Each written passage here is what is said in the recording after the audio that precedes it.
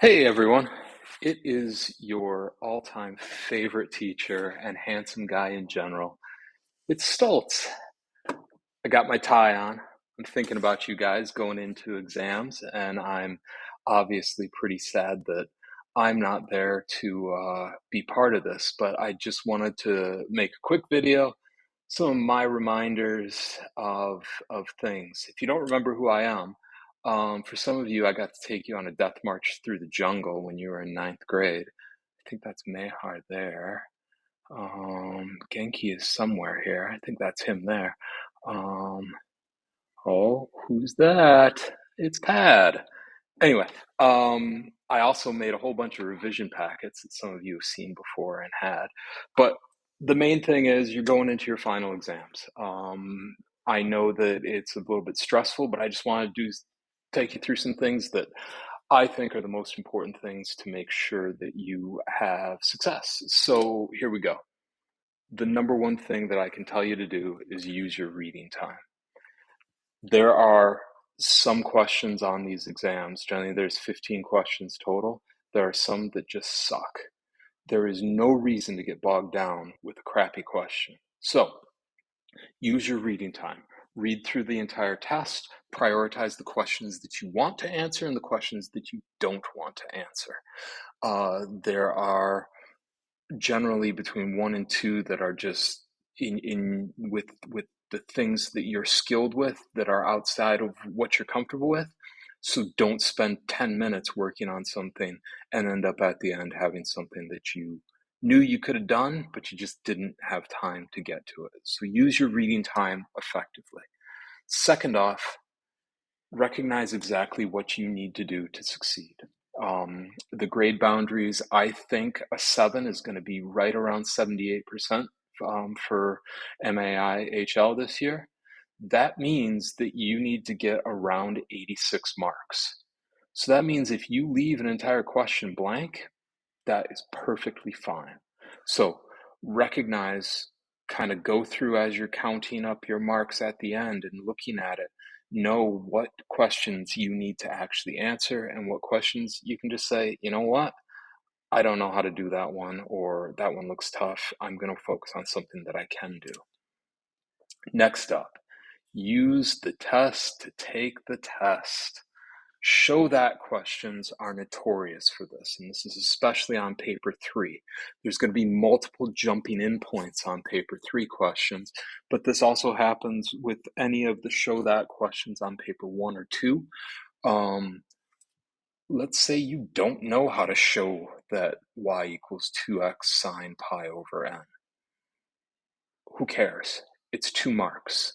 The next question asks you to use that. So that is what the key part is. That is something that you need to recognize. Just because you get to one part of a question and you don't know what the answer is, you can go ahead and you can just move on to the next part. One thing to keep in mind, let's say that there's a really complicated question and you have to use part A for part B. So you had to come up with n equals 375, but you weren't able to figure out how to get to part A.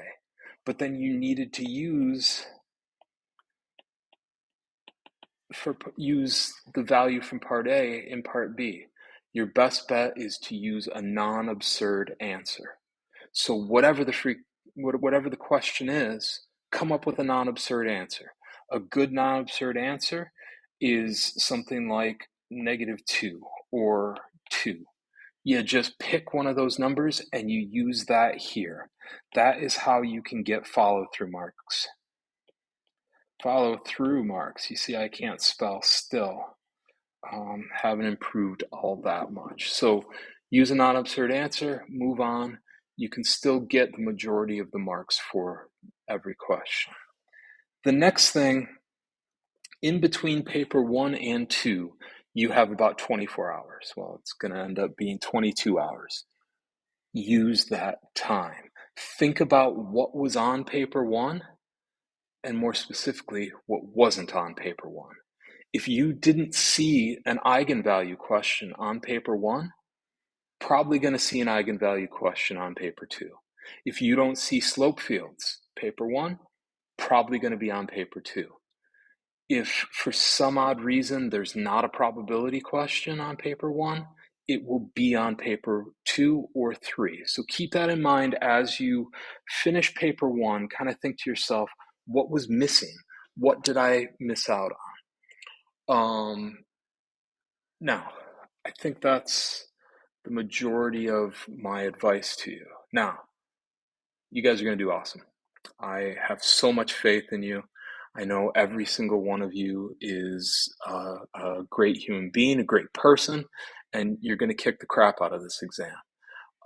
From the kindness of Mehar, the amazing sense of humor that um, Russell has, Tanya, it's going to be fine. Trust me, it'll be fine.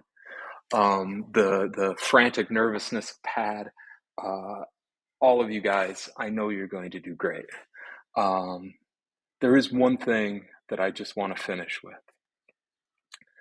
We need to address the fat shaming. It's just unbelievable, Tessa. However, I'm going to be honest with you. This was me right at the beginning of last year. I have lost 31 pounds. I know you're thinking to yourself, Tessa, but you're still fat. I know, but sorry, 31 kilos. Uh, I I am still fat, but come on. Anyway, you guys are going to kick the crap out of this exam. I know you're going to do awesome. Good luck to all of you. Even Fook. Talk to you guys later. Good luck. Yeah, you guys rock.